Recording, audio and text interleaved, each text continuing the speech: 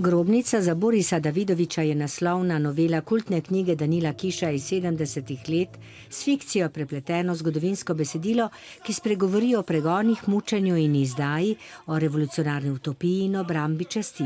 Kaže da je zapravo najvažnije izdržati na svom etičkom stavu. Nešto što je danas, čini se, izgubilo vrijednost. Jer to je neka moralna vertikala koja je kroz cijelu civilizaciju zapravo održala etičnost čovjeka.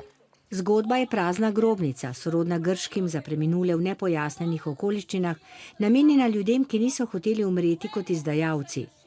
Režiser je z 9 igralci, ki so dobili po 2 naključno izbrani enoti, postavil na oder celotno besedilo, sestavljeno iz 18 samostojnih enot in jih po principu filmske montaže zlil v celovito odrsko pripoved.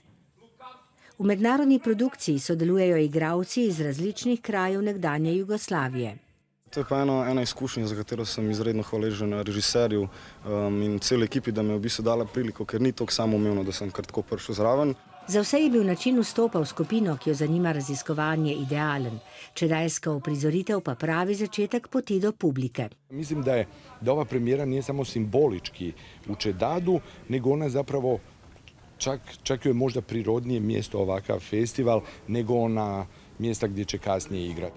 Septembra bodo nastopili na beograjskem Bitefu, zatem pa še v Ljubljani in Zagrebu.